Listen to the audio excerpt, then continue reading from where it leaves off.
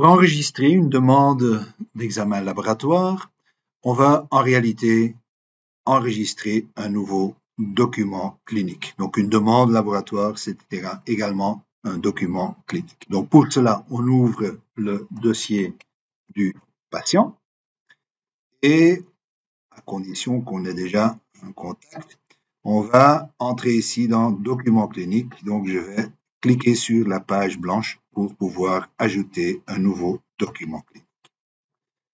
Un document de demande ou une demande laboratoire, c'est en fait un document transversal et donc on va trouver ça dans les examens globaux. Donc là, j'ai demande laboratoire.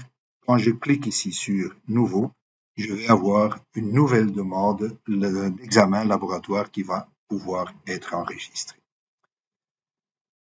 Et premièrement, on a quelques informations relatives à cette demande qui vont pouvoir être saisies. Donc il y a deux parties, il y a le contexte de la demande et il y a la deuxième partie qui sont les analyses spécifiques.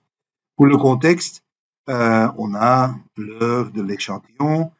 Les échantillons spécifiquement, c'est pas quelque chose à saisir, c'est quelque chose qui va être calculé par le logiciel. Mais donc l'heure, est-ce qu'il s'agit d'un patient enceinte? Est-ce qu'il s'agit d'un patient externe, donc quelqu'un qui n'est pas à l'hôpital, mais par exemple un médecin qui a un cabinet privé et qui a fait une prescription de demande laboratoire qu'on doit encore saisir dans le système.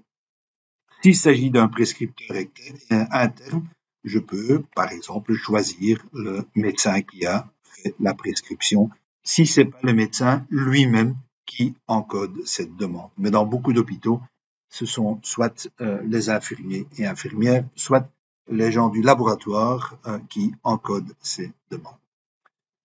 Si c'est quelqu'un d'externe, je vais pouvoir éventuellement mettre ici le nom du prescripteur. Ça, c'est pour le stockage des échantillons, donc ça, c'est déjà plus avancé. Mais parfois, il est intéressant de mettre quelques informations cliniques sur le patient qui permettent de plus facilement interpréter les résultats au niveau du laboratoire. Donc ici, je vais par exemple mettre syndrome infectieux, point d'interrogation. Je vais donner quand même déjà une orientation pour cette demande laboratoire. Est-ce que c'est une demande à routine, oui ou non? Est-ce que je veux être averti par SMS sur un numéro? Si je dis oui, je veux avoir un avertissement seulement pour les valeurs anormales ou bien pour toutes les valeurs. Si je dis non, je veux avoir ça dès qu'il y a des valeurs anormales qui deviennent disponibles, je peux alors mettre mon numéro de téléphone. Bon, peu importe, je mets un numéro de téléphone ici. Et donc, à ce moment-là, dès qu'il y a des résultats anormaux qui deviennent disponibles, le système va pouvoir envoyer des résultats par SMS sur ce numéro. Ou bien je veux être averti par email, et là, je mets mon adresse email sur laquelle je vais recevoir les résultats anormaux.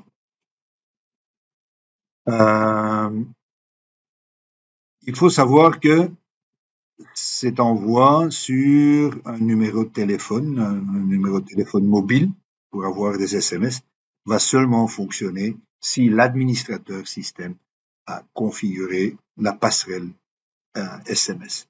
De même pour les messages email, ça fonctionne seulement si la passerelle email a été effectivement configurée. Ça, c'est le contexte. Évidemment, je vais encore devoir ajouter maintenant quelles sont les analyses laboratoires que je demande. Quand je clique ici sur ajouter, je vais pouvoir aller regarder dans la liste des examens laboratoires qui sont disponibles dans mon système. Je peux éventuellement sélectionner par catégorie, donc ici si je dis oui, hématologie, et je peux alors cocher les examens qui m'intéressent. Donc je vais par exemple hémoglobine, hématocrite, les globules et la formule.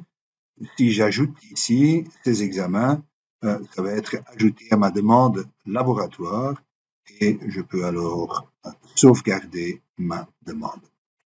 Si je sauvegarde la demande, elle est maintenant enregistrée dans le système et elle va pouvoir être utilisée par le laboratoire pour saisir des résultats par après. Donc je vois ici que ma demande laboratoire apparaît comme un document clinique dans l'historique du patient.